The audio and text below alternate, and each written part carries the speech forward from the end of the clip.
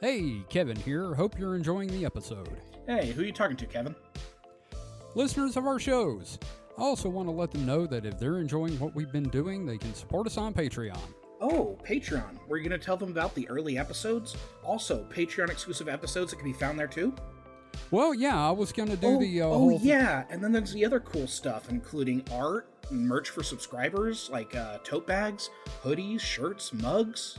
Yeah, and... Can you believe people could support us for only $5 a month? You're definitely going to mention that, too, right? I was. Support Supernatural Selection and The Distraction Hole on Patreon for as little as $5 a month. Visit patreon.supernaturalselectionpod.com to learn more and get started today.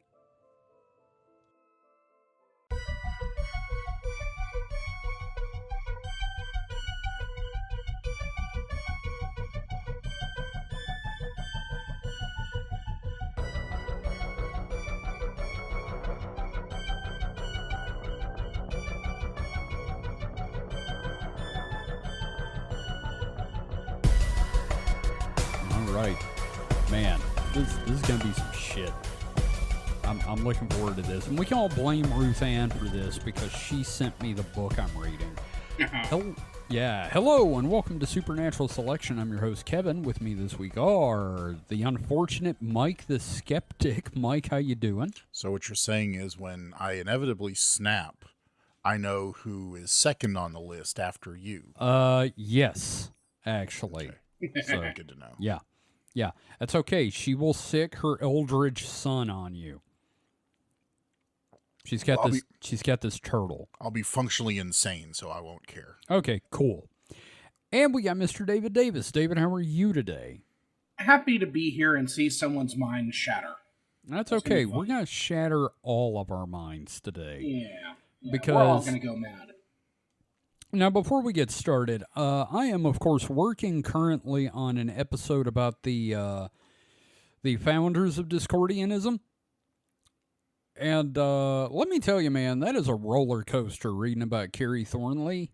Mm-hmm. Like, it's fun and funny right up until it stops being fun and funny. Like, it's like, ha ha ha, oh no. So yeah, it's like messing with a drunk friend until he actually walks through the glass screen door. Yeah, and just keeps walking and looks like a horror movie. So this is like the equivalent of that in a lot of ways. And it's going to take another couple of weeks for me to get that done because I got to take breaks. Yeah, no kidding. Yeah. So this week, I thought, you know what would be really fun is to go back to like ye olden times.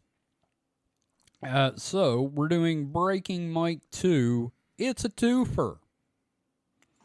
So I've got some reading material, and for the first half of the episode, I'm going to read from it, and then the second half, David's going to read from his.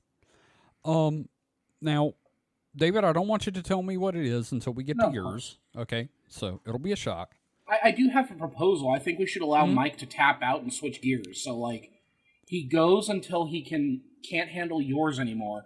Then he'll tap out and we'll switch to me, and we could go back and forth that way. Mike, how do you feel about that? I don't know. I have a pretty high tolerance, really. Yeah, I mean, it's been That's 4 seasons now, so yeah, I feel like maybe Mike doesn't need to tap out. All right. That's fair. So, this book...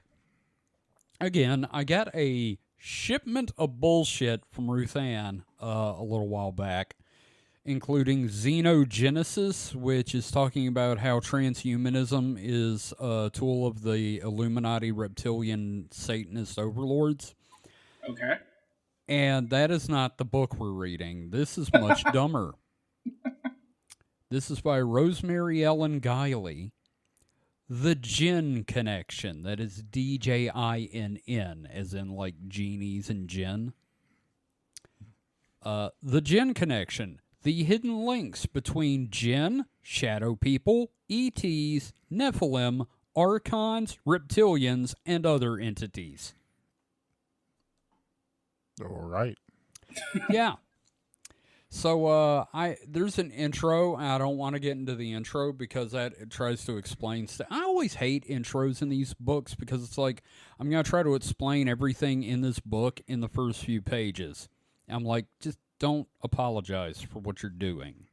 You've already fucked up. Just keep fucking up.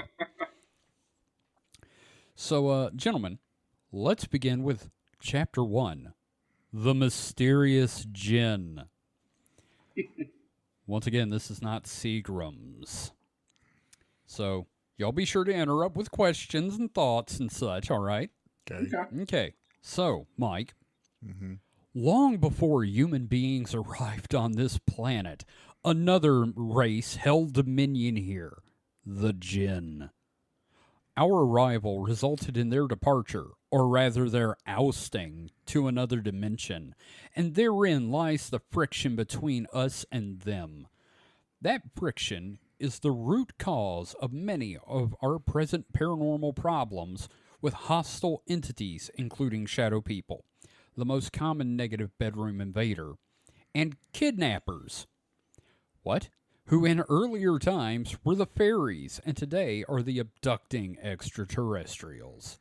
So I have to wonder, what possesses somebody to come up with this theory, these kinds of theories? Like what is it based in? It is a form of, like, you know how some people are always looking for the pattern? Yeah. It's that, but like the weirdest path you could take. But it just seems so like okay out there. It's like you're just smushing bunches of Play-Doh together and getting the color brown. Okay, Mike. Here's a good way to do it. Some people are like me, and they take all this stuff and they connect it together and think, I could make a book or a comic book about this. Other people do that and go, this is truth. So they're creating stories, but instead of thinking, oh, this is a neat fictional idea, they think, oh, this is how it actually is. Yes. Imagine Aaron Apprentice, but I believe it. Wow. Or Cosmic Dash, and David believes there are space turtle men. I think he does. Hey, you never know, man. I also just have one thing to add. Yeah? Things haven't been the same since the Genie Wars. Oh, everything went wrong. Okay, what is that a reference to? I just made that up because it's based on the lore here. Okay, cool. I like it. It was after the apocalypse. No one was prepared for the genie holocaust. Is there fossil evidence for the genies? I doubt yeah, they're it. lamps. Oh, god damn it. What about a bottle? What about Genie from I Dream of Genie? Mm-hmm. You never know. Anyway, the Djinn have come to us in many other ways throughout history as well. Sometimes with tonic. Gin and tonics, yes. Most Westerners know little, if anything, about the Djinn. It's made from juniper. They are the genies in bottles and lamps of the Arabian Nights tales. Most of the rest of the world know them well, however. The earliest accounts of the Djinn date back to at least 4,000 to 6,000 years ago in ancient Arabia, Persia, Sumeria, Babylonia, and Assyria. In their earliest identities, they were primordial spirits created from bad winds. That's a fart. I was going to say, I've had plenty of bad winds. Did I create a djinn? Yeah, I think earlier today I was just pumping them out. Anyway. Well, I mean, you could tell you've left a djinn if you check your underwear. Yes. Oh, yeah. They leave skid marks when they leave. Yeah. So, who commanded and rode the winds, bringing pestilence and disease? They lurked in the desert and wasted spaces, vampirizing the life force of unweary travelers.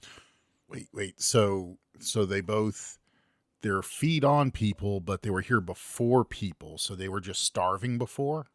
Mike, I haven't read this book yet, so I'm learning with you. Well, I'm just posting thoughts as I have. And also, does that mean a shart is when you birth a djinn? Like, I think that's what we decided with the but when you shit your pants. I think that's more of you're making a Mookie monster, which is different. But yeah, no, I'm going to assume that through the rest of this book, which we are not reading the whole book, of course, but I'm going to assume this book will perfectly explain it, and by the end, we'll be believers. Absolutely. So, yeah, right, Mike? You're going to believe by the end. Sure, yeah. Yeah. Of course. So, everyone in the ancient world knew the jinn. They got around, you know. Yeah. The Islamic scholar and theologian Ibn Taymiyyah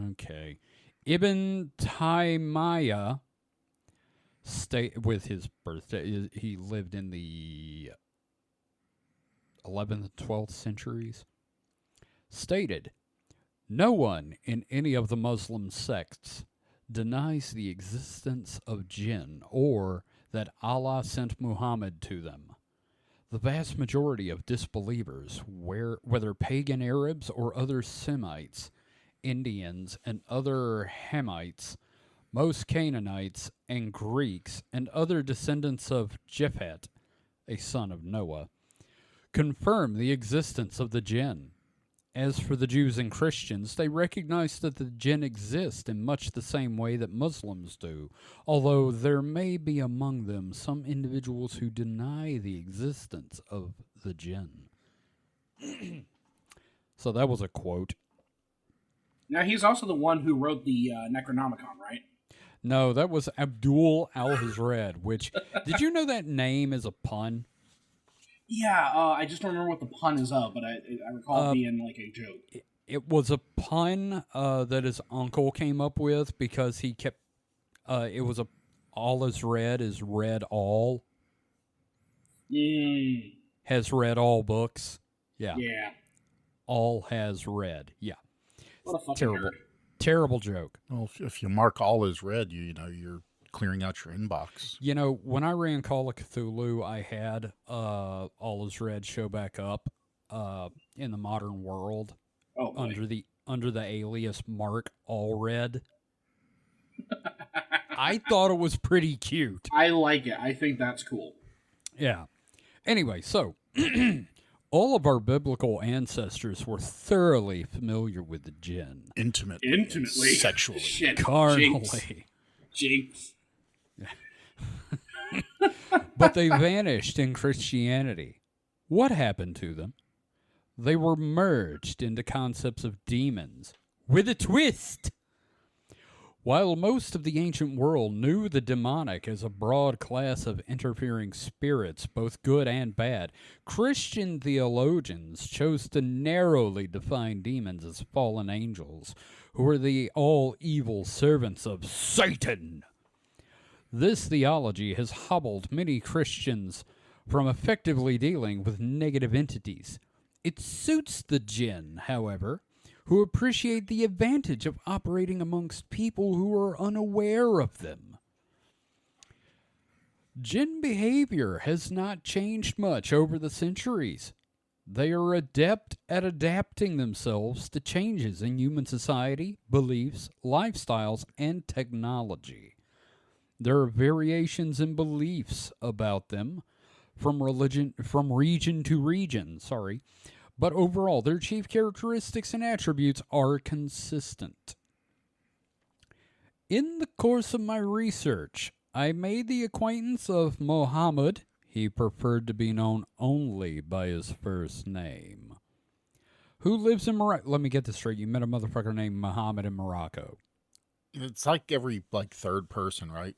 Yeah, I met a John Smith in Kentucky. I met a Jesus in Guatemala. One of those. One of them places. Not Guatemala. I was trying to say Guadalajara. That's what I wanted to say.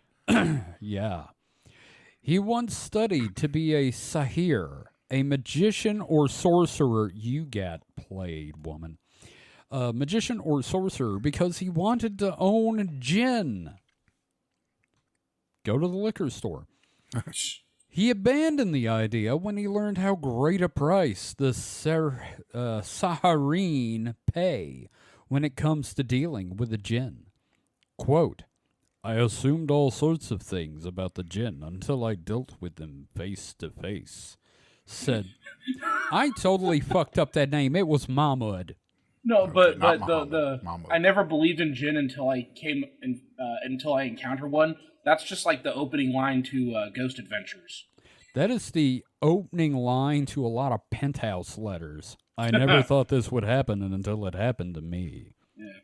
Her Yeah. sister was there. I rubbed the bottle, Yeah. and out sprung a man. White things came from the bottle.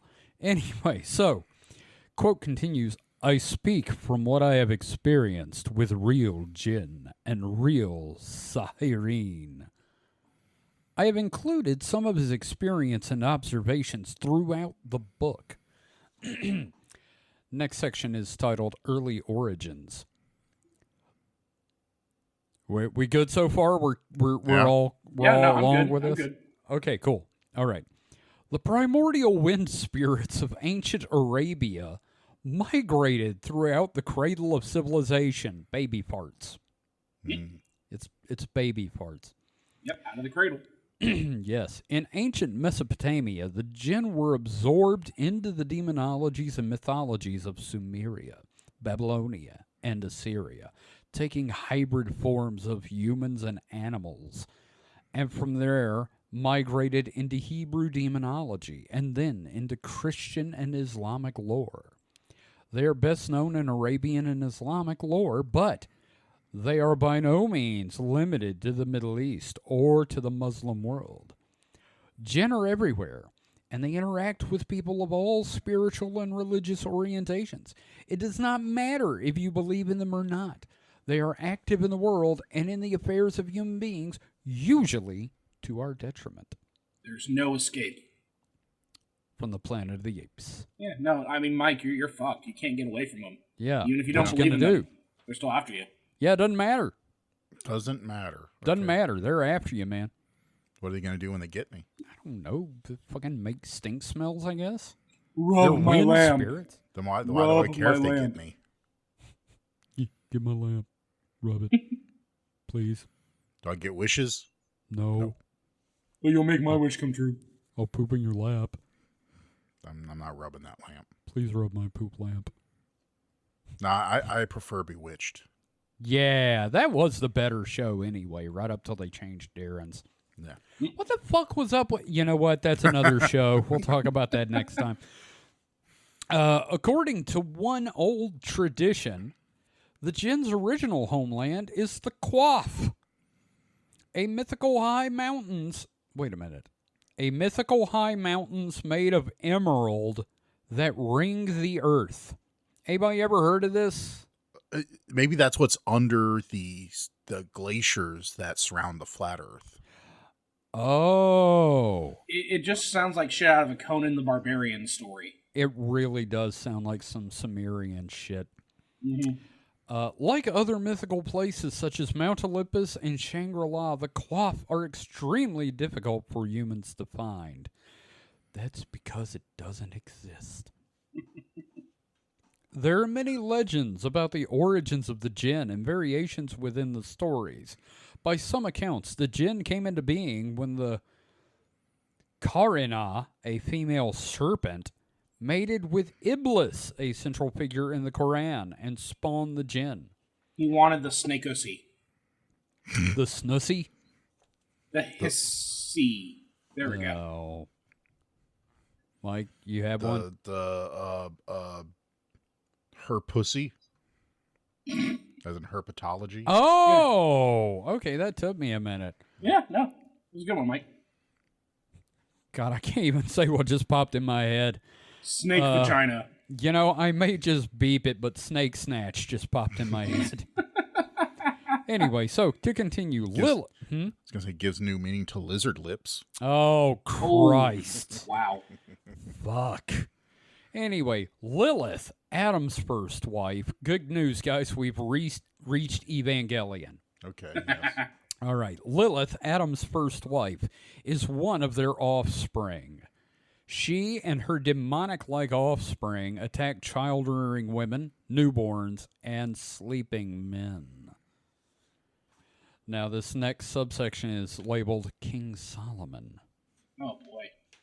All right, wisest man in the world. Everybody knows who Solomon is, right? Yeah, he's the Superman villain, right? Yeah, Solomon it was Grundy. born on a Monday. Yeah. King Solomon Grundy want pants too. Anyway, so according to the Quran, the Bible, and ex-canonical texts, which I'm guessing that's the Gnostic Gospels, I don't know. We gotta do episode on just like the non-canonical texts, because those are fun. we really should.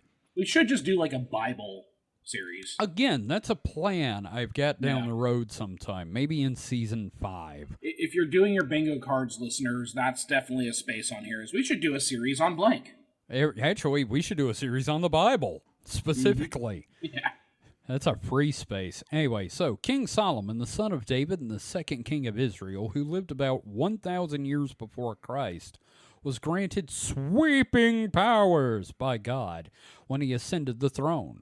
He could communicate with and control all the animal life, control the winds, and control all spirits so they would serve him. So he's a Circle of the Moon druid. Is he? I don't know. He's definitely, he's got druidic abilities. Yeah, but can he turn into an owl bear? You don't know. Maybe it's one of those non-canonical texts. That would be funny if it turns out he really was like a D&D druid. Anyway, the Quran states that he controlled all spirits and evil jinn, and then it cites the section of the Quran where it says this. Jinn are not mentioned by name in the Bible. Solomon wielded this power with a magical ring that was made, but they were all of them deceived. A one ring was forged. Sorry. King under the mountain. King Solomon under the mountain. Solomon wielded this power with a magic ring that was made in heaven and given to him by the angels in some accounts. This is some Diablo shit. You know, if this were Wikipedia, there would be in parentheses, by who? By the Archangel Michael and the Archangel Gabriel. The ring had iron in it, a substance known since ancient times to quell spirits, and was inscribed with a seal. Excuse me. Solomon built the Temple of Jerusalem and much of the city of Jerusalem. He enslaved the wicked jinn to do the labor.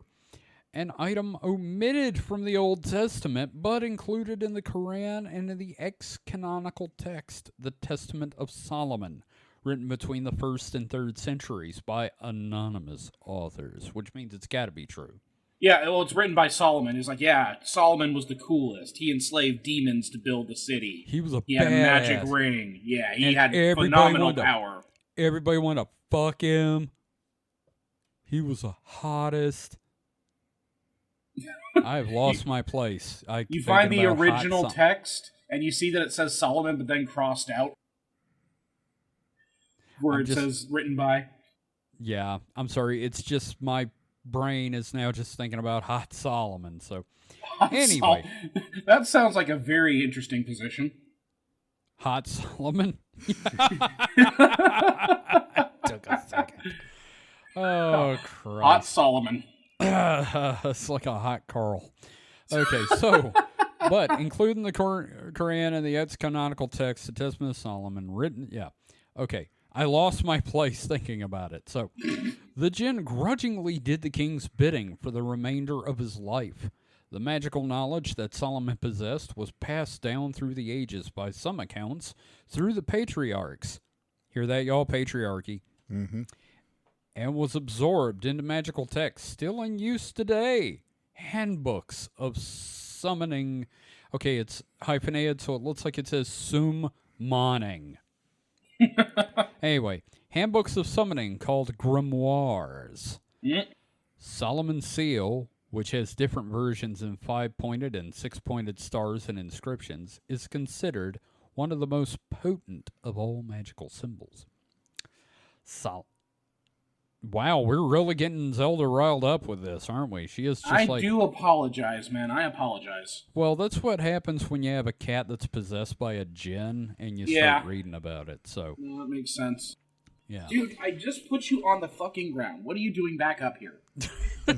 So, Mike, how you feeling so far about this? I mean, I'm still not sure where the idea that, right. where the invaders come from. Yeah, I don't know. Djinn are spirits. I tell you what, we don't have but- to read this all the way through. Should we, in fact, look for where she starts explaining? I mean, whatever you want to read, you're Here- reading. Yeah, okay. All right. You let's have go. the table of contents. Yes. Yes, we do. Let's see. So, let's go through the chapter names, and y'all can tell me, Mike, you get to choose one. Okay. Chapter 1, where we were reading The Mysterious Djinn. Chapter 2, Djinn and the Shadow People. Chapter 3, Djinn Companions and Lovers. Stop. Okay, you have to Okay, read that. yep, That's all just, right, page 39. Go We're no gonna further, man. Go no Yep. further. All right, page 39, we're going into ghost fucking. All right. That's where the ratings are. That's, yes. Don't forget to smash that like button. Like you're going to smash some ghosts. Yep, you're going to smash some ghosts. Ghost Smashers. Da-da-da-da. Bustin' makes me feel good. Oh, God. All right. Chapter 3, Djinn Companions and Lovers. Oh, this is a great start, too. Sexual union between humans and entities is as old as our oldest mythology.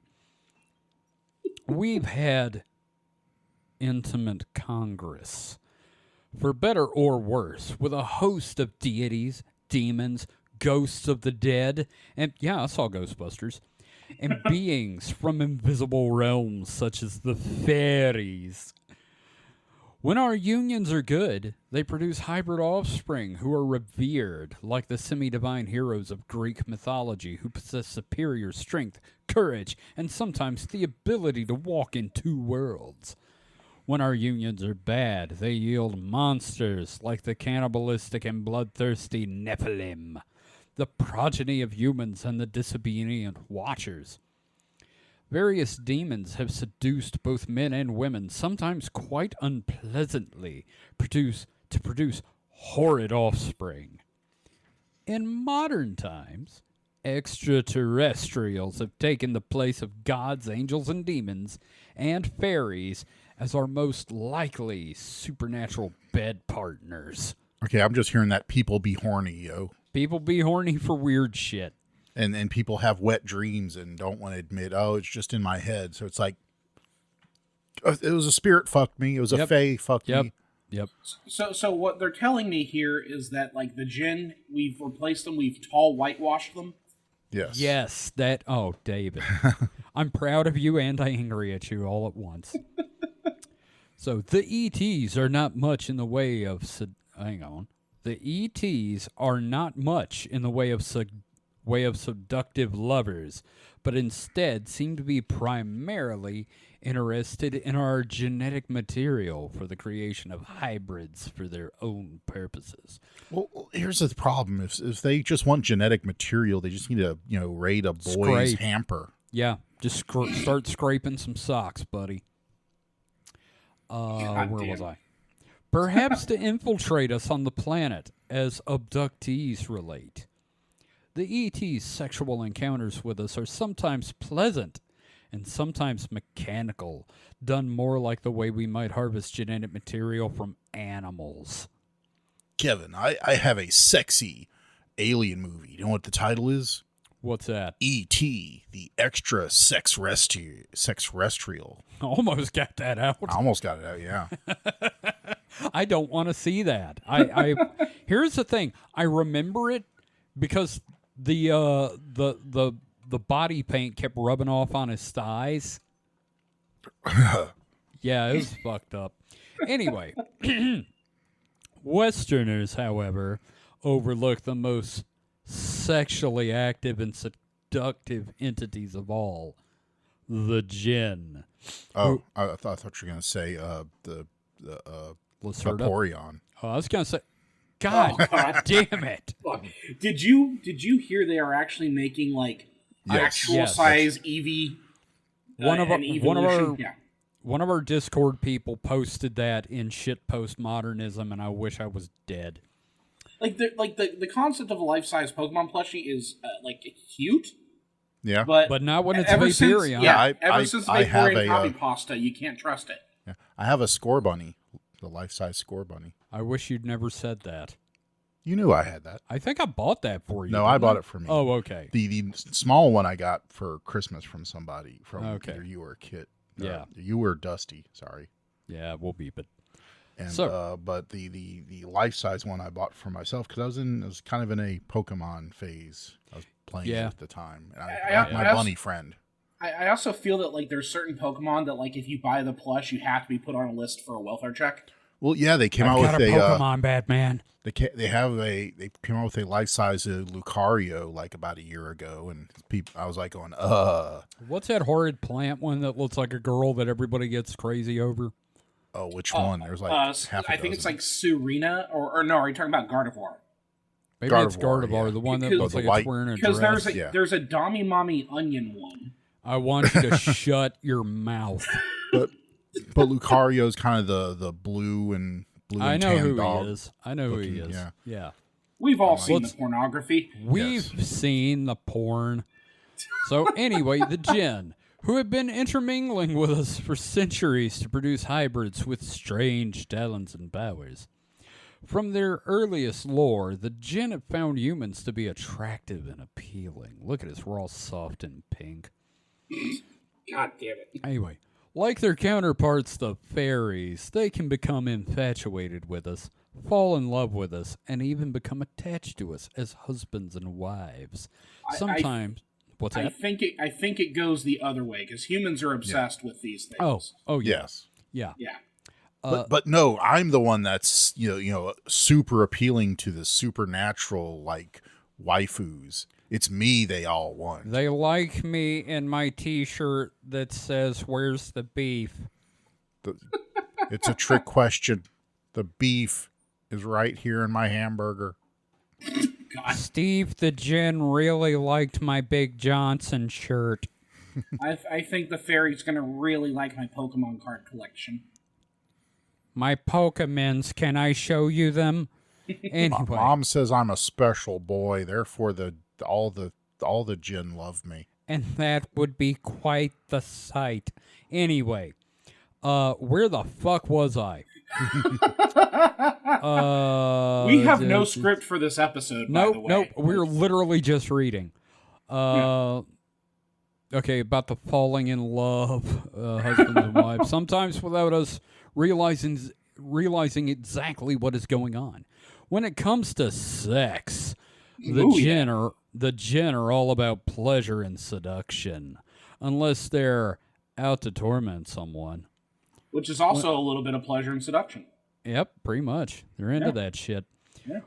When they attach to a human who is the object of their desire, they take on pleasing forms as beautiful, voluptuous women and handsome, muscular men. Is it hot in here?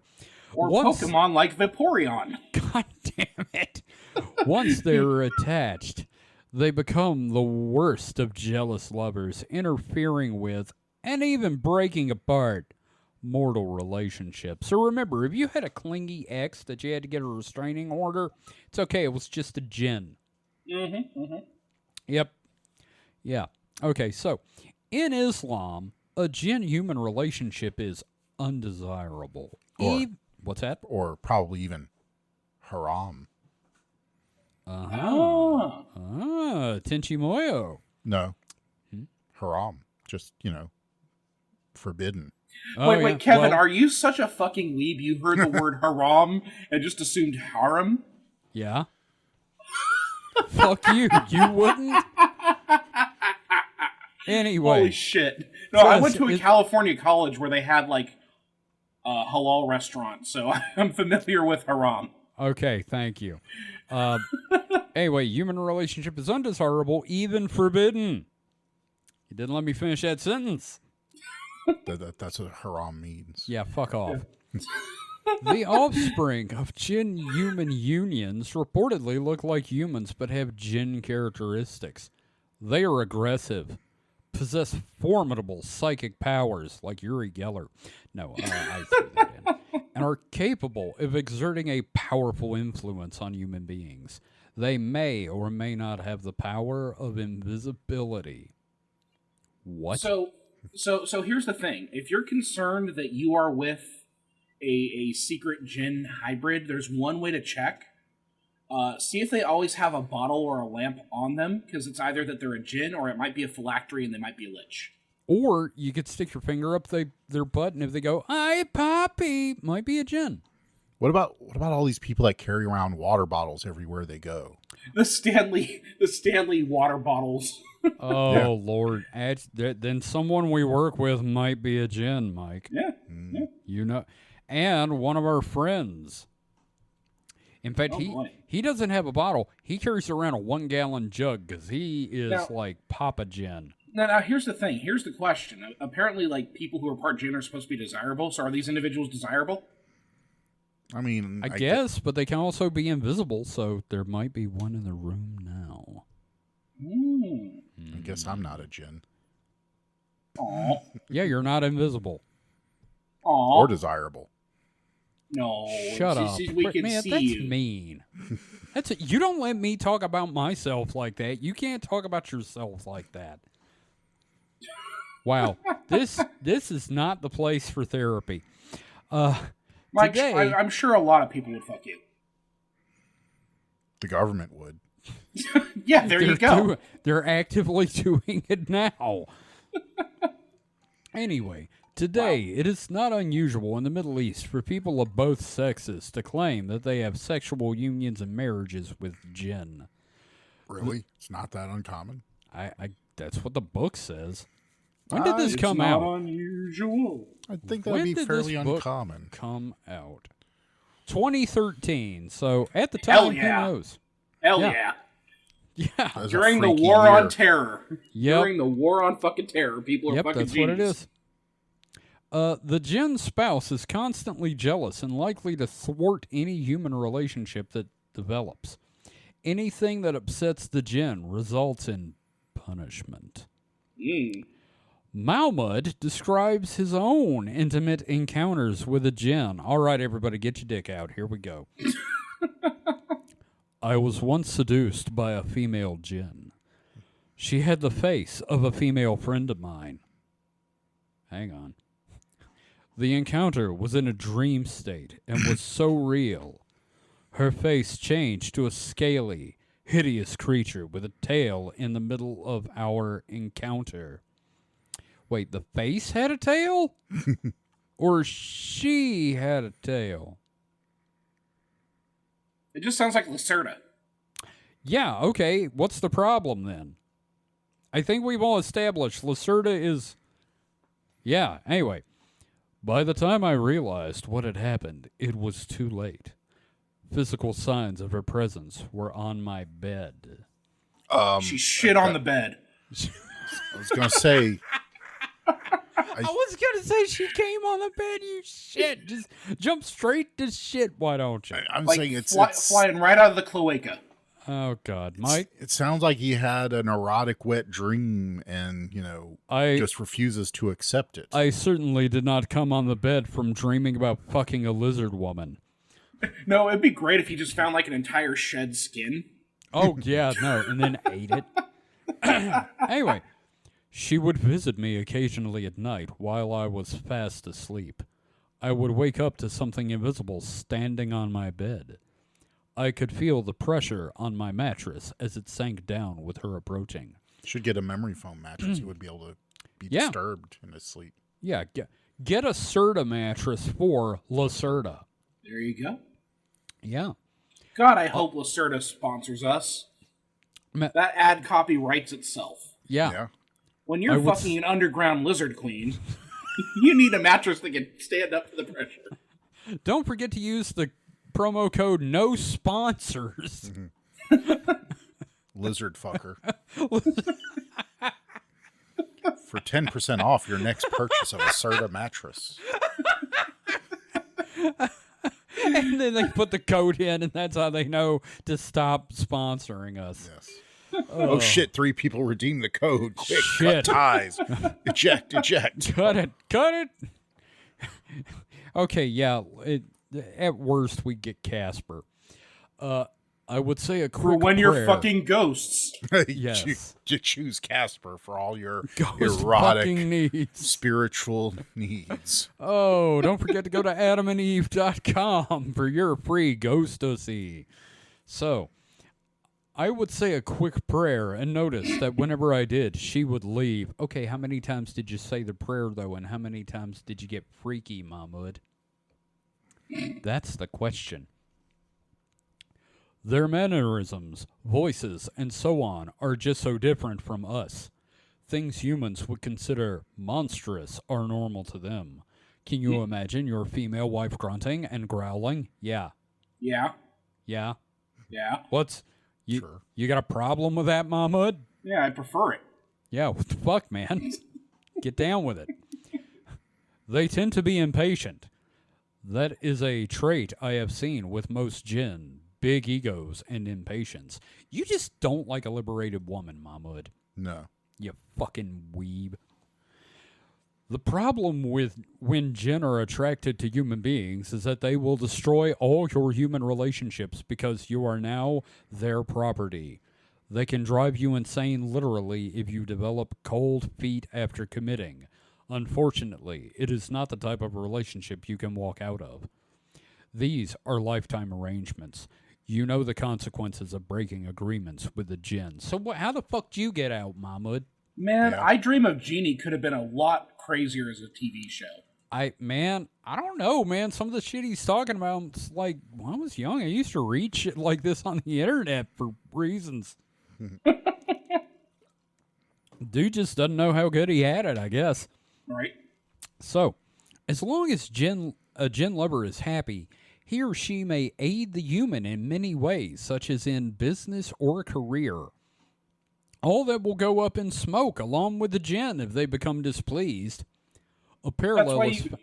That's why you gotta install one of those mods that shows you your approval or disapproval rating. Oh, god damn it. The Nick jinn gives her disapproves. Gives them giant knockers like Withers. So, a parallel is found in fairy lore. A human spouse benefits greatly as long as the fairy spouse is happy. If the fairy becomes displeased, all the benefits are erased, and the fairy disappears. The jinn will take away the benefits, but hang on to relentlessly punish. In the following account, a man reports romantic dream visits from the same woman, who always tries to break up any dating relationships he has. Okay, before we go into this, how does that sound? It just sounds like having a toxic person in your life. My dream lover won't let me have a real girlfriend. Oh, no. Must be nice. Crippling porn addiction. Yeah, I was going to say, my girlfriend, her name is Susan Pornhub. Man, my tulpa is really demanding. Yeah, man, you got to get them mind bullets. Fuck you gotta do? You gotta get your mind bullets and just off them. Anyway, so I gotta think of a voice here. When I was a kid, a woman came to me in my dream. No, I can't do that. That's bad. When I was a kid, a woman came to me in my dreams and told me it was time to go. I didn't know where or why. I just refused because I didn't want to leave everyone behind. And as soon as I decided to stay and told her no, she left. Since then, about 30 years, I'm visited by a woman often in my dreams. She's loving, and I can feel she loves me like a wife or girlfriend. When I've dated, she has appeared in my dreams, leading me away from my current girlfriend. Once the relationship ends, she comes back in my dreams, and we spend time together. I've asked to kiss her in my dreams. I've even have asked her is an angel we've hugged. I'm sorry, are you reading that as written? I am reading that as written. I've asked to kiss her in my dreams. I've even have asked if she is a angel we've hugged. Oh my god. It was one of those books. This is he got really excited at the end and couldn't think to check his spelling or grammar or shame. Anyway, so just checking the time. We'll go for a little bit more and then we'll take a break. How's that sound? Yeah, sounds Actually, this is the last sentence of this bit, so we'll take a break after this. The visitor is no angel, despite the affection, but fits the profile of an Djinn. And Djinn. Yeah. The lifelong attachment is characteristic of a particular... oh, my God. Okay, this just went off the rails in this last paragraph. Let me start that over. This visitor is no angel, despite the affection, but fits the profile of an Djinn. The lifelong attachment is characteristic of a particular Djinn described below. And that's, yeah, and apparently it is a Quarren. So yeah, that's enough. Wait, Yeah. as described below, do they actually, like, do the description? Yeah, no, it's like the whole rest of the damn chapter. Oh, Jesus. Okay. Yeah, no, it goes into a lot of detail about a girl Djinn that you can fuck. Well, I mean, save that chapter for later. Yeah. Next Breaking Mike, we'll do that one. So, Mike, Yeah. how do you feel about this book where it talks to you about fucking Djinn? I'm kind of horny. Jesus Christ. I kind of hate... That last chapter, I was like, I don't know that this is having the right effect on any of us. I'm just like all hot and bothered. Mike is just like ramrod straight right now. Yeah. I mean, Yep. That was fun, though. I mean, right up till the end where, like, English just vacated the author. I mean, you could tell those Penthouse editors have their work for them, because I guarantee you every letter that goes to them is, like, that bad grammatically. Oh, yeah, man. It gets awful. Yeah. So, yeah. Well, that's it for Djinn, Mike. Okay. On a scale of brain breakage, where would you put that? about a 3. A 3 on a scale of 1 to 10? Yeah. Yeah, not that bad. Oh, okay, Not well, too I mean, let's establish a scale. Like, 10 is time cube, yes? Yeah, I'd say so far it's been the most 10 of anything. Okay, and then, like, a 1 in the context of our show is, like, what? I mean, I guess weak and weird, just, Okay. Hey, it's not too bad. No, not really. Yeah. So, okay. Well, we'll see what David's got for us when we come back. So, we'll be back right after this. Hey man, what's got you off in your phone there? Oh, just going through all the funny Mothman memes and supernatural shit posts I've been wanting to share. I just don't know where to put the posts yet. Don't you know about the Supernatural Selection Discord? We have a Discord? Yeah, for years, dude. Where have you been? Can people chat with the hosts and get previews of upcoming episodes and generally post funny shit as much as they want with other listeners? I mean, if that's your bag. I mean, personally, I wouldn't do that, but there are even live streaming events for the shows there, too. You've been in a few. How do you not know this stuff? It must have been my doppelganger. How do I get into the Discord? It's easy. Just visit discord.supernaturalselectionpod.com. Now say that 3 times fast. Well, that's perfect. Now I can share 3 terabytes of Hollow Earth memes. Get it? Terabytes. Never mind. Forget I said anything. Just don't do that. You should definitely not visit discord.supernaturalselectionpod.com to join the Discord. We don't want you there. Too late. I'm already posting my alien abduction fan fiction with the general chat. Join the hosts and listeners of Supernatural Selection on the official Discord. Just visit discord.supernaturalselectionpod.com. Hi everyone, this is Kevin from Supernatural Selection. Are you an independent creator? Do you have a webcomic or an Etsy store? Do you 3D print things? Or are you just looking to get some word out for your Discordian cabal with social terrorism? Well, we'd love to help. And David, I believe you've got some details about how we can help. Why, certainly. If you go to supernaturalselectionpod.com/contact, that is supernaturalselectionpod.com/contact, you can learn how to advertise with us.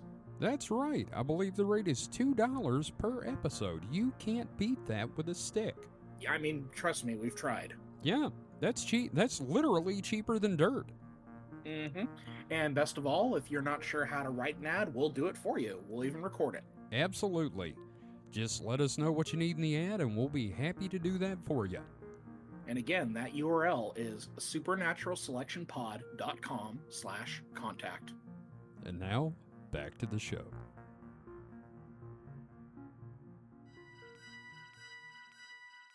And we're back. So I asked Mike, David, how are you feeling with broke brain right now? Well, my brain isn't actually all that broken right now, aside from everything else going on. No, this is fun. This is in line with this is bridging topics that we've discussed multiple times. Because again, what they're calling the Djinn could be fairies in some cases, demons in others. Like it's it's all part of that same kind of gumbo. Yeah, it just changes what they say it is. And in this case, of course, it's the Djinn. Mm-hmm. So, all right. Now that we're all good and horny, I guess, David, what'd you bring to the table this week, buddy? Okay, all right. So I figured we could use some instruction here. I think this is good practical advice. I found this book on Project Gutenberg. Yeah. Practical Psychomancy and Crystal Gazing by William Walker Atkinson. I'm going to kill you. A course of lessons on the psychic phenomena of distant sensing, clairvoyance, psychometry, crystal gazing, etc. Printed by Yoga Publication Society. Copyright 1908. Oh, no. Mike. Yeah. How you feel about that? It sounds like some crystal BS. Okay, so at work we got this thing we call the butt crystal. Mm-hmm. And it's that Oregon energy healing tool. Mm-hmm. Call it the JO crystal. I call it the JO crystal. One of our coworkers calls it the butt crystal. But it's really a Oregon energy filter cleanser thing. Yeah, to protect us from the electrical substation. Not an actual crystal. It's a bunch of epoxy with glitter and copper wire in it. Yes. Yes, it is. Make your own crystal. Mm-hmm. Why don't you read at us? Well, I think the best place to start is at the beginning with the first lesson. We'll begin our educational journey together. Mm-hmm. Hey, should I get my tarot deck out? I don't know. Well, we'll find out as we progress through the lesson. Maybe tarot cards are part of this. I've got my crystal. Yeah. Does everybody have access to a stone right now? Nope. Mike, I've got the little heart-shaped stone toy that came with my dwarf today. Would you like that? No. No? Okay. Good. All right. Okay, I just, an update. Holly has run to the bedroom to grab a crystal. I hope that's all she grabs. Anyway. Right. Boom. Right. So, lesson 1, the nature of psychomancy. Okay, because I want to know what psychomancy is. Okay. The term psychonancy, pronounced psychomancy, okay, I got a quartz crystal with me here now, I'm all prepared. Yep, that's what I got. Is derived from 2 Greek words. The first, psycho, meaning the soul, the mind, the understanding, and generally used to indicate psychic or unusual powers of the soul or mind. The second word, mancy, meaning to divine, to foresee, to foreknow, to detect secret things, and in the occult parlance, to sense, or to receive impressions by the astral senses. So the word, as we use it, may be said to mean psychic sensing, and in this work will be so used. I feel like psychic sensing is just being psychic. Yeah, no, this is all Ingo Swan stuff, I think. Oh, great. Wonderful. Yeah. Where's the naked moon men? Right. Well, we'll find out. Yes. The word psychomancer, which sounds dope as hell. Yeah. Yeah. Means one practicing psychomancy. Okay, that helps. And the word psychomantic means relating to psychomancy. Okay, but what does the word psychomantis mean? Plug-in controller number 2? Yes, exactly. It means I'm going to read your memory cards.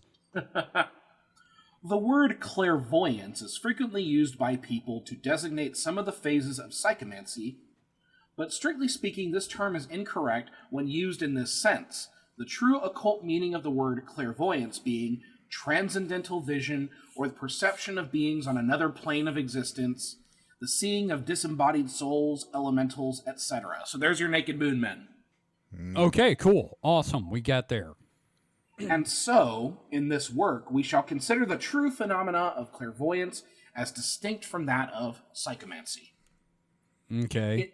In this work, we shall regard the true phenomena of psychomancy, all the various phenomena known as psychometry, crystal gazing, perceiving distant scenes, and perception of past events and indication of future events, either in the full waking state, the state of reverie, or the state of dreams. Okay, cool. You excited now, Mike? Is that Yes. y'all horned up for this now? No, but I'm interested to learn the secrets of the, nether regions. Nether. God. God damn it. Dick sense. And so this work will examine, consider, and explain. It's a lot of triple verbs here. Oh, joy. Yeah. The various phases of the phenomena above indicated, in short, the phenomena of sensing objects by means of astral senses, omitting the phenomena of clairvoyance, or seeing disembodied souls, etc. I can't tell you how pissed off I am with every fucking sentence ending with etc. Yeah, etc.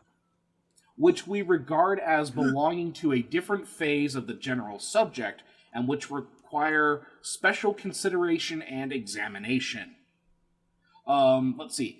The majority of works upon these lines begin by an elaborate attempt to prove the reality of the phenomena in question. But we shall not fall into this error, for such we regard it. Yes, we don't need proof. Fuck your proof, in fact.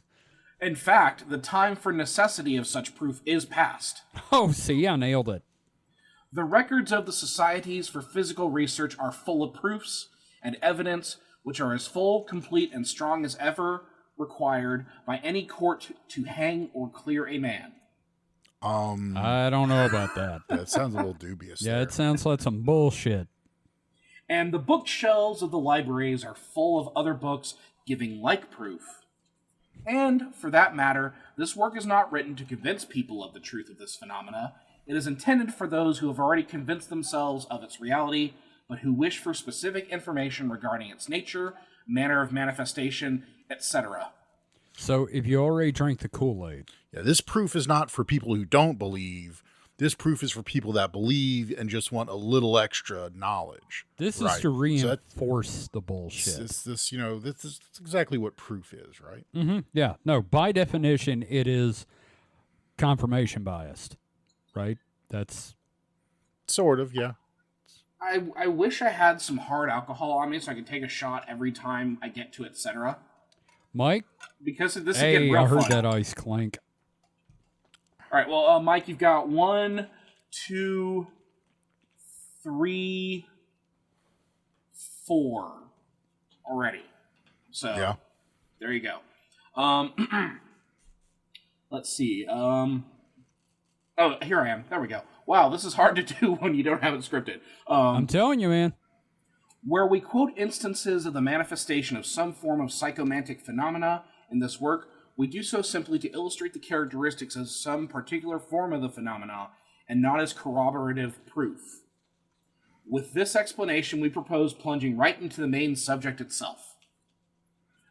There have been many attempted explanations of and theories regarding the phenomena of psychomancy, some of which are more or less plausible, while others are quite visionary, wild, and fantastic. It's crazy. In this work, we shall pay no attention to those more or less ingenious guesses of the theorist, but shall instead give you plainly, clearly, and simply the time-honored teachings to advanced occultists, which teachings we believe to be the truth, capital T, tested and tried by centuries of investigation and experiment. Oh, thank God for that capital T. I was really worried this was going to be lowercase t truth. Right. Again, a lot of et ceteras, a lot of those triple sequences of words. Interesting. All right. Next section within this chapter, this lesson, the astral senses. How about the ass senses? Can we talk about the ass senses? Is that like a thing we can do? Yeah. What are the like ass when you senses? sense a fart or a djinn being born. Yes. The occult teachings, this is all in capital here, the occult teachings inform us that in addition to the 5 physical senses possessed by a man, vis-a-vis seeing, feeling, hearing, tasting, and smelling, each of which has its appropriate sense organ, every individual is also possessed of 5 astral senses, which form a part of what is known to occultists as the astral body. These the ass body. Yes, the ass body. These astral senses, which are the astral counterparts of the 5 physical senses, okay, you're just repeating yourself here, operate upon what occultists call the astral plane, which is next above the physical plane in the 7-fold scale of planes. A lot of planes. Yeah. Yep. Just as do the physical senses operate upon the physical plane, so do the astral senses operate upon the astral plane. By means of these astral senses, one may sense outside objects without the use of the physical senses usually employed. And it is through the sensing by these astral senses that the phenomenon of psychomancy becomes possible. Oh, thank God. By the employment of the astral sense of seeing, the psychomancer is able to perceive occurrences, scenes, etc., at a distance sometimes almost incredibly far. To see through solid objects, to see records of past occurrences in the astral ether, and to see future scenes thrown ahead in time, like the shadows cast by the material objects. Now, semi-realistic question here. Did they just basically talk about the Akashic record, or... I feel like it's getting to that, because this book, if it's 1908, Helena Blavatsky and the Akashic records and that sort of thing would have been in vogue by the late 1800s. Very true. And then, this stuff really takes off in Germany, and that's how you have, like, the Thule Society and everything like that. Yeah. So, let's see. Continuing the sentence. Coming events cast their shadows before, you have heard. By the use of the astral sense of hearing, he is able to sense sounds over immense distances and often after the passage of great periods of time, for the astral vibrations continue for many years. The astral senses of taste and smell are seldom used, although there are abundant proofs of their existence. I tasted a ghost. Well, it's like when you burp and like, man, that really tasted like a hot dog. And you had a hot dog earlier. Well, yeah, okay, but how'd you get the taste of a fucking ghost in your mouth? Right. The astral sense of feeling enables the psychomancer to become aware of certain occurrences on the astral plane and to perceive impressions, mental and otherwise, that are being manifested at a distance. The astral sense of feeling may be explained as being rather a sense of awareness than a mere feeling, inasmuch as the psychomancer, through its channel, becomes aware of certain occurrences other than by astral sight or hearing, and yet which is not feeling, as the word is used on the physical plane. So you all got that, right? Sure. Mike, you got that right? Of course. He says with a jug of booze. Yes. It may be well called sensing for want of a better name, and manifests in vague consciousness or awareness. But still, we must not overlook the fact that there are many instances of true feeling on the astral plane. For instances, cases where the psychomancer actually feels the pain of another, which phenomena is commonly known as sympathetic pains, taking on the condition, etc., etc. Wow, it hit us with a double, etc. Damn. If it's a double, etc., you gotta finish a glass. Oh, damn. Don't do that, Mike. Yeah, no. No, I mean, there's only like a little bit left anyway. Right. And which are well known to all investigators as belonging to the phenomena of the astral senses. Yep, definitely. I mean, everybody knows that. It's just common. The ass senses. We all know about the ass senses. Yeah. This is all just like forced psychometry in what was that Star Wars game? The Jedi. What was that Star Wars game with Cal Kestis in it? Jedi Survivor? Jedi Survivor, yeah. This is just Jedi. that Force psychometry. Yeah. Huh. Interesting. Well, let's get to Great. know our... Yeah, there we go. Now what do I do with this crystal? Right? Shove it up your ass. No. I don't want it. It's gonna hurt. I got roids. Well, it's gotta come in contact with your prostate, Kevin. Oh, gross. All right, well, let's learn about our astral bodies, shall we? Well, we just learned about my ass body, so sure. Right. But to understand the astral senses, Said but. one must be made and acquainted with the existence of that which occultists know as the astral body. There is no point in the occult teachings better established, longer held, or more thoroughly proven than that of the existence of the astral body. This teaching of the ancient occultists is being corroborated by the experiments and investigations of psychic researchers of the present day. The astral body... Oh yeah, go for it. Yeah, I was just gonna say the present day, like 100 years ago. Yeah. I bet you there are people still doing this today. Oh, sure. Yeah, but they've got a grift. Yeah, no. I mean, Doctor Strange is doing it. Good point. Yeah. He can bitch slap you into the astral plane. Yeah, and he's an Avenger, so like it seems legit to me. Yeah. More like spank you into the astral plane. Again but there's so many ass jokes. Yeah. Yep. The astral body belonging to every person is an exact counterpart of the perfect physical body of the person. It is composed of fine ethereal matter and is usually encased in the physical body. Oh yeah, baby, you fine. Your matter's so fine. In ordinary cases, the detaching of the astral body from its physical counterpart is accomplished only with great difficulty, but in the case of dreams, great mental stress, and under certain conditions of occult development, the astral body may become detached and sent on long journeys, traveling at a rate of speed greater than that of light waves. So, warp drive Yep. Mm-hmm. with your spirit. Mm-hmm. Awesome. On these journeys, it is always connected with the physical body by a long, filmy connecting link. Ew. Right? Yeah, I don't like that word filmy. Yeah, I don't either. Thick spiritual ropes. Ropey spirits. Oh, God. If this link were to become broken, the person would die instantly, but this is an almost unheard of occurrence in the ordinary planes of action. Oh, good to know it doesn't happen that often. Yeah. So why bring it up? Well, maybe that would make for a cool movie if, like, it's a world where people can astral project and you got, like, an astral serial killer. That'd be a dope movie. Yeah, actually, yeah, get Jack Quaid in it. There we go. You really like Jack Quaid. Yeah, I know. He's cool. Yeah, he's cool. He's a big weird nerd guy. Kevin has a man crush. I got a man crush on nerd people. Fuck you. No, that's fine. I wasn't besmirching that. I was just saying.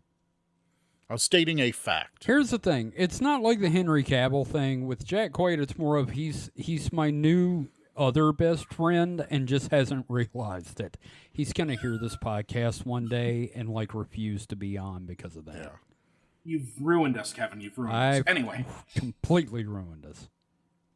The astral body exists a long time after the death of the physical body, but it disintegrates in time. It sometimes hovers around the resting place of the physical corpse and is mistaken for the spirit of a deceased person. Let's go with diseased instead. Right. But hey, that's how you get ghosts. Although really it is merely a shell or finer outer coating of the soul. Ew. It's kind of like the soul bran that you have to, like, polish away if you want the white soul. Yeah, like the soul is the creamy nougat filling. I was going to say the soul is like the rice, and then this is just the coating over the rice that, makes it a brown soul. Oh, there you go. And that's not a racial thing at all. We're talking about brown rice and rice. Yeah. The astral body of a dying person is often projected to the presence of friends and loved ones a few moments before physical death. The phenomenon arising from the strong desire of the dying person to see and be seen. So we just got Force Ghost now. Yeah. Yeah, you just described Obi-Wan Kenobi. Yeah. except Grandma. Oh, Grandma man. Kenobi. I'm about to die, young Billy. I'm sorry, I'm not going to be there for Thanksgiving this year, boys. I can't make you your birthday cake this year. I'm Oh. sorry, you're not going to get the bunny rabbit with the coconut fur. Oh, Jesus. The astral body frequently travels from its physical counterpart in psychomantic phenomena and visits scenes far distant. They're sensing what is occurring. It also leaves the body during what are known as psychomantic dreams or under the influence of anesthetics, or in some of the deeper phases of hypnosis when it visits strange scenes and places and often holds mental conversations with other astral bodies or else with disembodied entities. Yeah, I don't think that happens. Or maybe Again, it does. I don't know. This is just such a way of explaining a whole bunch of different shit that we talk about. Yeah, can you just, like, I don't know. The whole book sounds like it would just be summarized with brain ghost. Right. The jumbled and distorted recollections of these dreams are occasioned by the brain not having received perfect impressions transmitted to it by reason of lack of training, development, etc. The result being like a blurred or distorted photographic plate. Uh-huh. In order to intelligently grasp the underlying principles of the phenomena of psychomancy and its allied subjects, you must familiarize yourself with the truth concerning the astral senses, which we have just stated. Yes. So, quite. you all are prepared for this journey at this point. I guess so. Now, obviously. I guess I'm legally bounded to, Here's a question. be prepared for it. Mm-hmm. On this journey, will we meet a djinn? I do not know. On this journey, will there be stops to rest areas? Who is to say that jinns are not the astral projections of people? We're getting older, so we might need to pee. That's fair. I know I will. In the astral plane. And that's Spirit why it piss. rains. Spirit piss. Spirit pee. Unless you understand and accept this truth and fact, you will not be able to grasp the principles underlying the phenomena in question, but will be lost in the quagmire of idle theories and fantastic explanation hazarded by investigators of psychic phenomena who have not made themselves acquainted with the occult teachings which alone give the student an intelligent key to the mysteries of the astral plane. You have to drain the psychic swamp. There you go. Now let's learn of the 3 classes. Oh, great. Okay, so warrior, thief, or wizard? No. It's mage, rogue, or a cleric. Okay. Yeah, we'll find out. Sure. The phenomena of psychomancy, etc. God damn it! Every time there's an etc. Is that like software, etc., but psychomancy, etc.? That does sound like a fun store. I haven't been to software, etc. I haven't thought about It's 'cause they- software, etc. in years. Closed down in like 2005. The Didn't they get merged away into like the monopoly that is GameStop? Probably. I think everything GameStop just went around and fucking Katamari'd every other, small game and computer store. I remember there used to be a game store called Funko Land, not like Funko with a K, but with a C. Funko. I still remember I was Babbage's. gonna say Babbage's, yeah. Mm-hmm. And the dude that ran the one at Metro Center couldn't say Babbage's, so every time you call, he pick up the phone and say Babblages. Bibbidi bobbidi Babbages. God damn it. How are we feeling so far, by the way? Vaguely confused and a little angry at dead people. And I feel like Bippity Boppity Babbage's was run by Mary Poppins. Mike, how do you feel about this subject so far, though? Pretty dumb? I mean, my brain hasn't jumped up and throttled my Your brain hasn't jumped up and the other way throttled around. your intestines. My intestines haven't jumped up and throttled my brain yet. So, But your intestines are tapping their feet. They're tapping their feet kind of impatient. Checking their watch. Well, The phenomena of psychomancy, etc., may be grouped in 3 classes, each being produced by its own special class cause. Ooh, class warfare. Mm-hmm. In either or all cases, what's the fucking point there? In either or all cases, the impressions are received by and through the astral senses, but there are 3 distinct ways in which and by which these impressions are received. Etc. Mm-hmm. Right? I could literally probably just add an etc. to every sentence and you would not be able to tell if I'm telling the truth or not. I haven't been able to so far, so... These ways, which we shall now proceed to consider in detail, may be classified under the following terms. 1. Sensing by the quickening of one's astral senses sufficient to perceive more clearly the etheric vibrations or currents. What you're experiencing is the quickening, lad. Sorry. No. So the etheric vibrations or currents, the auric emanations of persons and things, and similar phases of psychomancy, but which does not include the power to sense occurrences happening in distant places, nor the power to sense the records of the past or to receive indication of the future. See Lesson 3. I feel like this is the AD&D version of this. Yeah. Where it's needlessly complicated. It's like Exactly. 2nd edition. 2. Sensing by means of the astral tube, erected by the ether by the operation of one's will or desire, and which acts of psychic telescope or microscope with X-ray features. See Lesson 4. 3.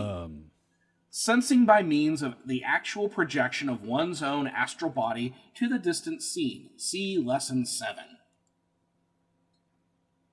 How are we doing so far? I don't get this part, but that's okay. Let's keep going. Yeah, Right. I mean, I'm kind of lost, but there's no turning back now, is there? Well, let's talk about the clairaudience.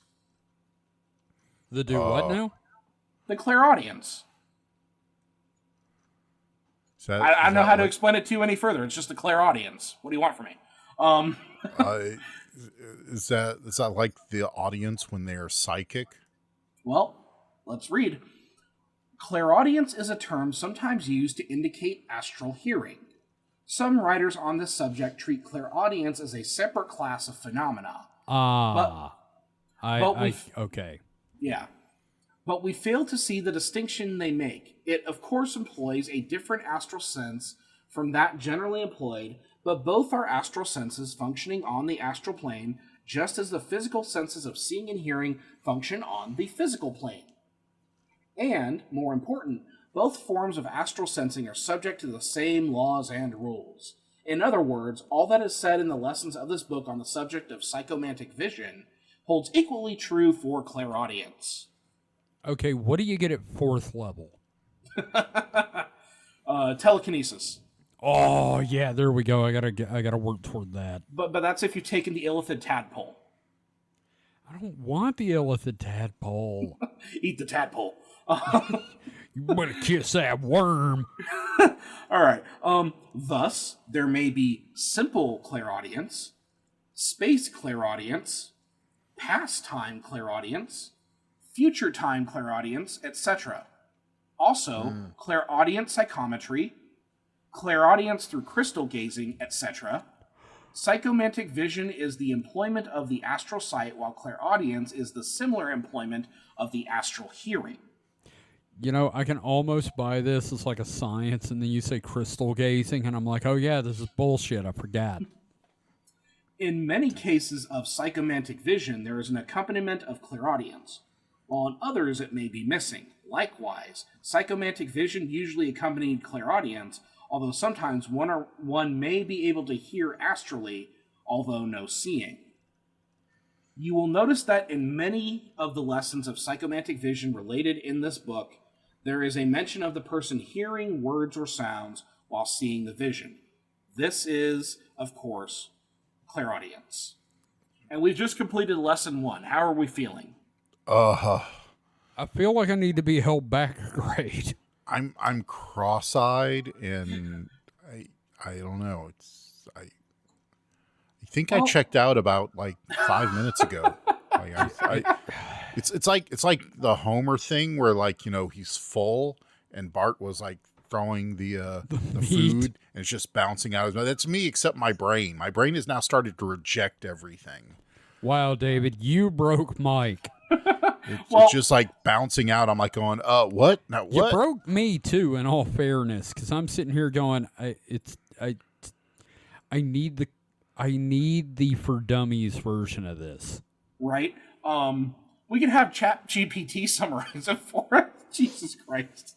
Can you imagine Chat GPT? Why don't we pump a bunch of occult books into the learning algorithm of Chat GPT? Let's just ruin the internet. That's a great idea, actually. I think that's how you summon the next, like, minor deity, the way, they summon Gozer in Ghostbusters. Oh, yeah. Just pump ChatGPT full of spiritual tomes and you get a new Eldritch horror. Well, how about this? We've reached the end of the first lesson. We have a number of lessons. There were 11 total. How about we pick one? I'll give you the lessons, and then you just pick the one that interests you. All right. That sounds great. Now, each one comes with a title and a description. So do you just want the title, or do you want the title and description of the lesson? If we need the description, we'll ask for the description to help us decide. How's that? Okay. Lesson 2, how to develop yourself. Mm-hmm. Mid, yeah. Lesson 3, simple psychomancy. Maybe. Lesson 4, the astral tube. Maybe. I'm kind of interested in the whole idea of an astral tube, but this is breaking Mike. So. Yeah. Lesson 5, psychometry. That sounds like math. not sexy enough. Lesson 6, crystal gazing. There you go. Yep. Let's go with a full-on bullshit. Gaze them crystals. You don't want to hear. You don't want to hear the other options because there's some wild ones here. Uh-oh. Okay. Lesson 7, astral projection. Ooh, man, that's tempting. Lesson 8, space psychomancy. Lesson You're into 9, space, Mike. past time psychomancy. Time cube. This sounds like it's just going to be a whole bunch of da-da-da psychomancy. Lesson 10, future time psychomancy. Future time psychomancy. Lesson 11, dream psychomancy. You know what? I feel like we should go with our first choice. Yes. What So was which it one again? was that? Was it crystal gazing? Yes. I've got my crystal, so. It says revival of a lost science, various forms of crystal gazing, directions of how to do it, etc. Even the fucking descriptions have etc. God damn it. I swear to God. Let's. God I like the fucking fact that it claims it's a science, so we I'm definitely so need to mad. do that. I am so fucking mad at this book. It's understandable. You know how many papers I have had to mark down for using etc. because that is not completing a fucking thought. That is trailing off. That would be like talking to someone and they fucking mumble and then they just God fucking damn it. It's the literate version of yada yada yada. Yes. Oh God. Okay. All right. So we're doing crystal gazing. Got it. Yes.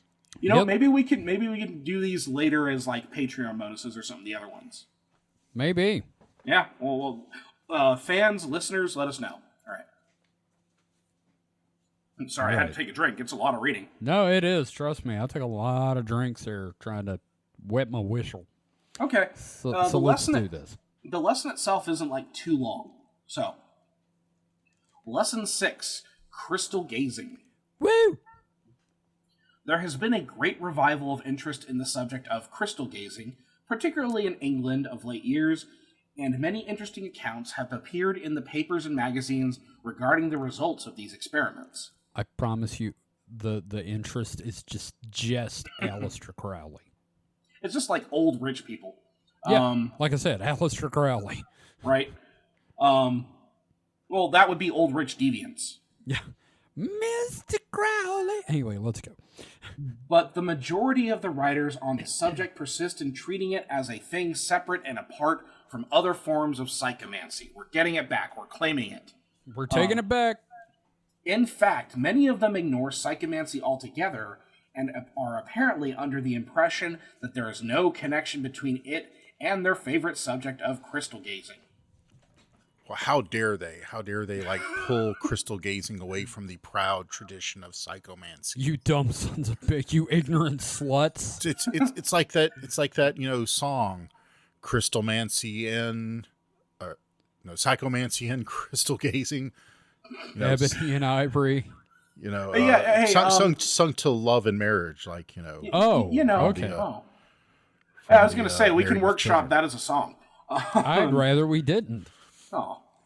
This attitude is somewhat amusing to persons who have made a careful study of psychic phenomena and who know that crystal gazing is not a distinct phenomenon, but is merely a method of bringing into action the psychomantic faculties. This is, of course, as seen in Sensible Chuckle magazine.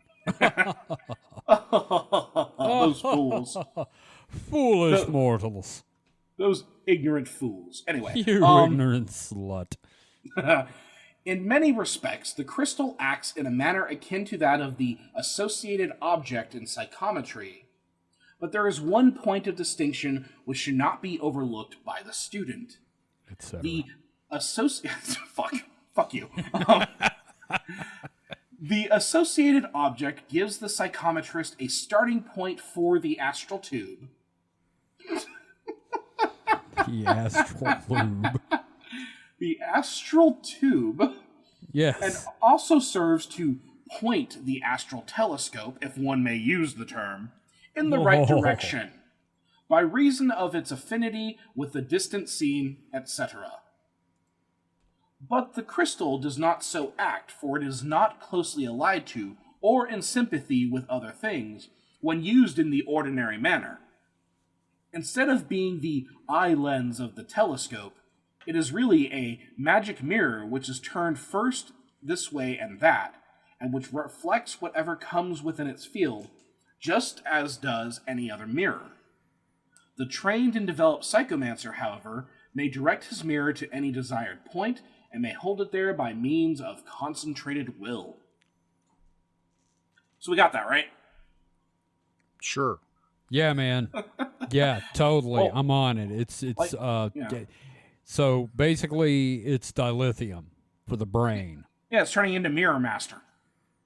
Mike, there is going to be a quiz later, so I hope you're ready. You've been taking notes, right? Cool. Of course I am. The favor you with think, which you think I'm not committing all this to permanent memory? How dare you? The favor with which crystal gazing meets at the hands of beginners is due to the fact that it is the easiest method known by which the astral vision may be awakened. With the majority of people, the power may be awakened only by the aid of some physical object which may act as a starting point for the astral tube, or as one writer has expressed it, a convenient focus for the willpower. A number of objects may be so employed, but the crystal or glass ball is the best for this purpose because of certain atomic and molecular arrangements which tend to promote the manifestation of psychic power and faculties. Mike, can you science that for me? How's that work? No, Bob, I cannot. Okay. I'd have to understand it to explain It's basically saying that, like, certain crystals, because of their atomic makeup, are more psychic? Yeah. That's dumb. Well, I mean, what else would make them more psychic? Here's the thing. I feel like anything you focus on, like going back to magical thing, not to get all serious on this, but like I feel like if you focus on something, by the nature of magical thinking, it's gonna be magic. So, it could be a nickel. Oh boy, this chapter has a case study. Oh no. Hell yeah, awesome. All right, let me continue here. Crystal gazing, as a method for inducing psychomantic vision, has been quite common among all peoples in all times. Sure. Not only the crystal, but many other objects are similarly used. Again, this is a lot of repetition of the same shit over and over again. Well, yeah, you have to make the dum-dums, believe it. Or you're just trying to fill out a page count. That too. Repetition helps the dum-dums. Right?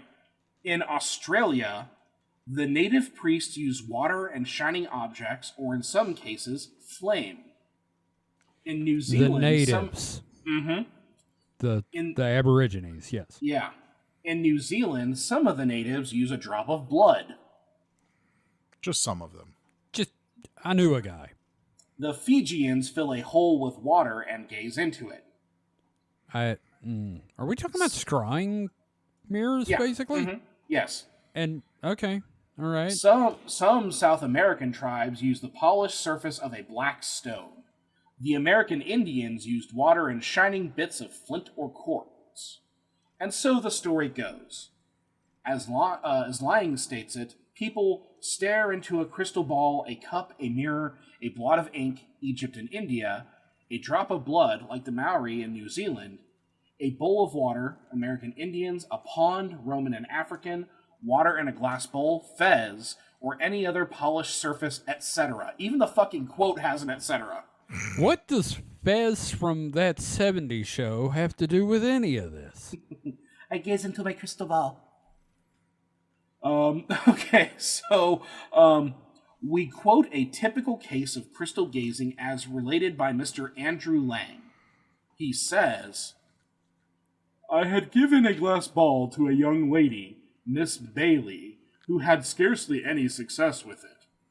She lent it to Miss Leslie, who saw a large, square, old-fashioned red sofa covered with muslin, which she afterward found in the next country house she visited.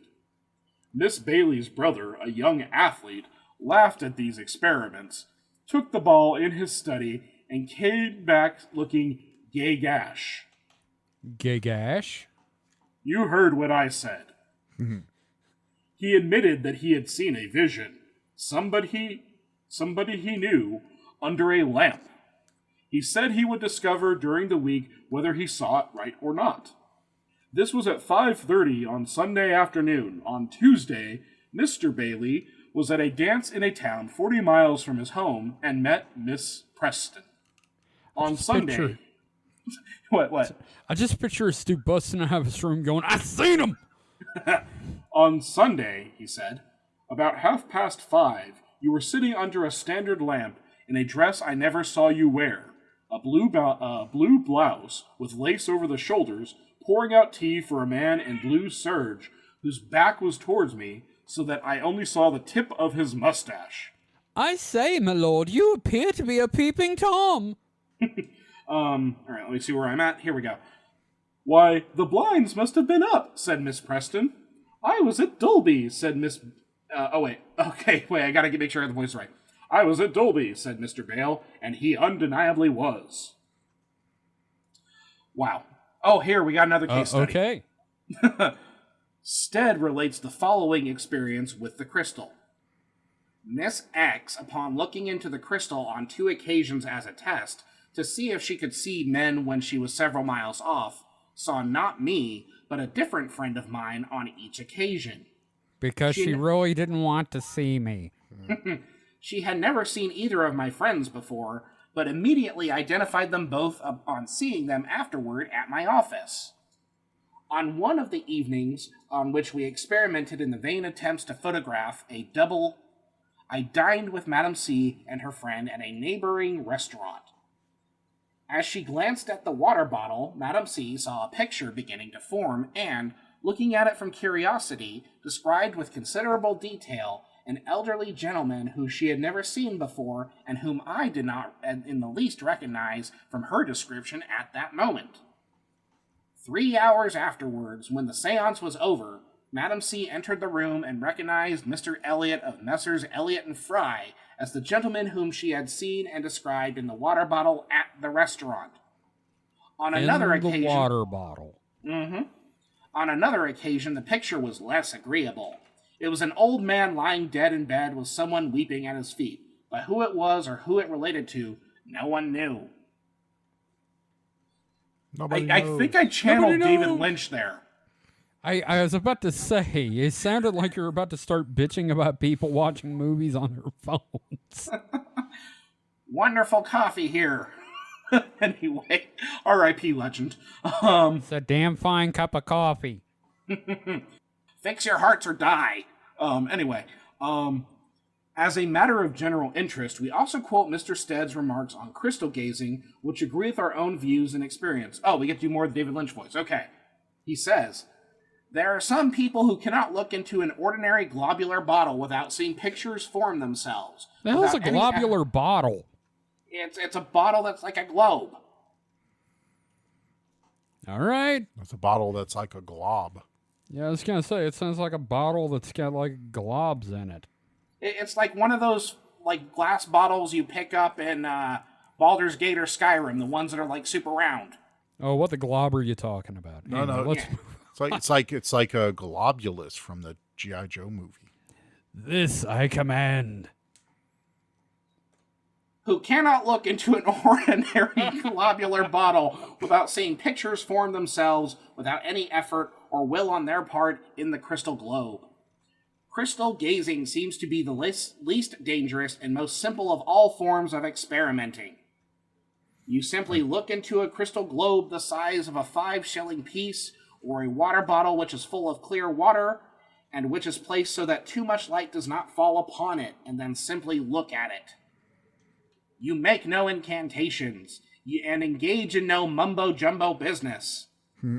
You simply look at it for 2 or 3 minutes, taking care not to tire yourself, winking as much as you please, but fixing your thought upon whatever you wish to see.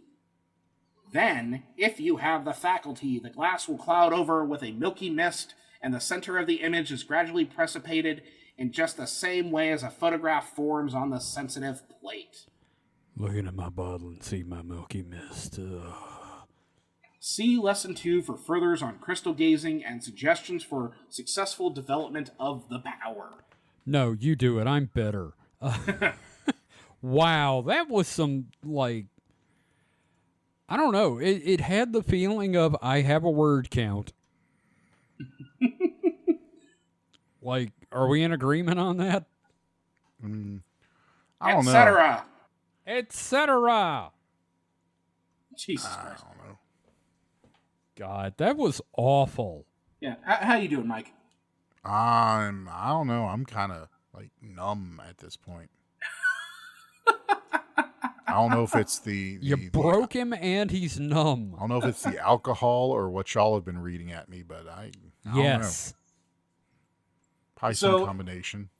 If you are fans of this type of content and you want us to record more of these, as please David let us know. Lynch. Yeah, I would be happy to do the David Lynch voice or other voices. Maybe Kevin can read one as Shaggy. That would tear my throat up reading an entire article as Shaggy. I can do voices though. No, I'm talking about the Shaggy who did It Wasn't Me. Oh, Yeah. That guy. It wasn't me. Anyway, so that I feel like we can stop there for now because I don't want to be liable for anything that happens to Mike. Yeah, that was awful. That was pretty bad. Wowzers. You broke both of us, David. You won this one. It wasn't a competition, yet somehow you won. But here's a interesting thought though. Mm-hmm. Everybody every day now gazes into crystals, liquid crystals of our monitors. Oh, Yeah. We're all crystal gazers. Bunch of nerds. Fucking nerds. Are Fucking we seeing our nerds. futures and divining our psychomancy of crystal gazology? I don't like that gazeology. I mean, we didn't even cover astral projection. Yeah, thank God. Oh, well, here's the chapter description as a tease for maybe a future thing. Projecting the astral body, materializing oneself, taking part in distant scenes, events, and conversations, showing oneself to absent friends. What the trained experimenter may do. The English Society's reports on psychic phenomena along these lines, the living ghost within each of us, traveling in the astral. Okay, that's just the description. That's not even the chapter. Yeah. Well, Wow. The internet is just astral projection. Mike, you shouldn't be making these points. It's our job to make those We're points. gazing. And you tell us gazing we're into stupid. we're gazing into crystals and astrally projecting ourselves. God damn, you just If you gaze into the astral tube, it gazes back. don't look at my astral tube. That's dirty. Some people show their astral tube to the sun. Oh, God. Oh, man. Wow. This has been an They episode. say it has health benefits. Yes. So- yes, they do. So I've just finished like the second to last season of On Cinema, and Tim literally does like 10 hours of direct sunlight exposure, and he gets progressively more sunspots throughout the day. So again, this is lining up with everything we're talking about. I think this is a fucking magical ritual in TV show form. Oh, man. You want to talk about a fucking ritual? Mm-hmm. So, April 23rd, I'm sitting there reading that Carrie Thornley book, and I'm not thinking about the date at all, but they start talking about the 23 conspiracy, where everything happens on the 23rd, and it talks about the day Robert Anton Wilson and Bob Shea, the authors of Illuminatus, met, was on, they first got together to discuss a book, was April 23rd, and I read that on April 23rd. Now, do you think as the Pope was dying that he astral projected himself to another cardinal or a bishop or something? I think that's like more... a Kenobi situation? I think that would be more of like the Dalai Lama. I think the Pope was just like, oh, thank God, I'm finally fucking done. The spiritual Avengers who sense a disturbance in the spiritual fabric. Oh, God. Oh, man. You remember the Super Best Friends thing from South Park they can't show anymore because it has Muhammad? Absolutely. Yes. Yeah. Anyway, so this has been Breaking Mike 2, a twofer. So we'll be back next week with another Weekend Weird, correct? Yeah, absolutely. And you think we got a guest? Yeah. We'll hash out those details throughout the week, but it's looking pretty good. Cool. I think I'm going to try to put up a page on the website for like, if you would like to be a guest, contact us, and we can work out some stuff there. Yeah, and one of the people I wanted to get on the show as a guest is currently working for E-Bombs World, so I don't know how easy it's going to be to get them. Right. That being said, like, we do want to promote people's stuff, but hey, we could also use some money for doing that. So, again, if you're a creator of a project of some sort, like an indie game, a podcast, an ebook, a webcomic, whatever, we are willing to do ad spots for your show for, $2. Yeah, hell, if you want to promote your own podcast, come on. Yeah, it's like I think it's like $2 a week. So like if we do Supernatural Selection and Distraction Hole, you get your ad on both shows, right? So, yeah, pretty much. And we'll even do the ad for you. Yep. Just, tell us what needs to be in it, and we'll see about getting that done. I'm kind of getting tired of our current ads, so I've been brainstorming like fake ads. Oh, I've thought about doing that, and I need to do one. Yeah. So I don't know. We'll think about that. Yeah. Again, we want to be there for creative folks. You support us, we support you, et cetera, et cetera. Yep. So, Mike, do you have anything you want to plug? Or is your brain working? No. He wants to plug his ears because his brain's leaking out. Mike's gone bye-bye. Well, that's okay. Sorry, we can always buddy. project our astral tube and find you. Don't Project into my astral tube. Oh, man, you got to stop fingering people's astral tube. Oh, so you mentioned astral tube, and then I'm looking at this chapter, and I just see the words Brown study. Ew. In quotes, Brown study. And comes to himself. Oh, God. Wow. Okay, fuck off. David, have you got anything you want to plug that isn't that book? Just plugging that life can be tough sometimes. I want to get back to, I want to do the next part of the Nun episode, but now I am currently teaching 3 classes and taking a class. Yep.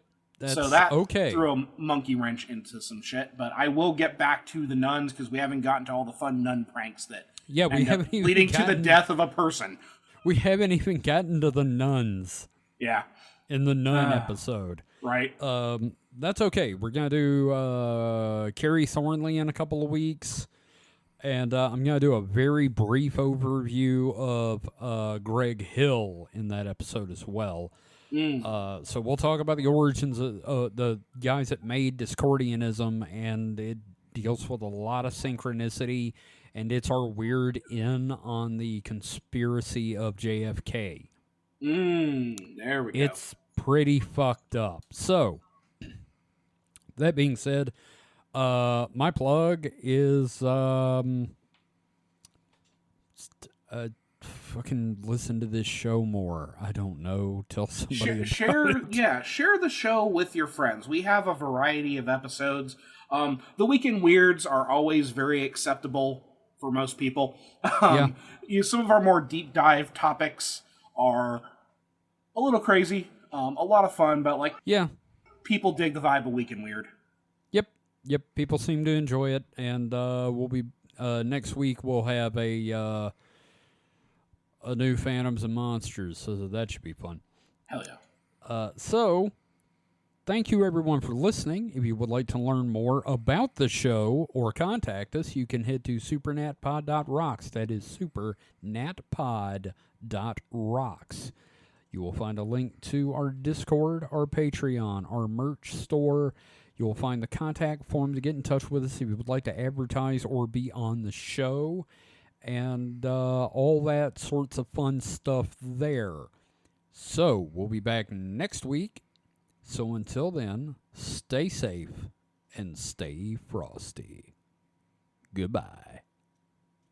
I wanted to work in a pun. It was Crystal Goon Perception or something, but I couldn't find a way to introduce that. Yeah, thanks. You're welcome. I'm glad you didn't. I'm so tired of gooning. I'm so tired of talking about gooning. Kevin, what you do in your own bedroom is your own thing. Shut up. But you need to at least hydrate and give yourself a break. I'm out of water from reading.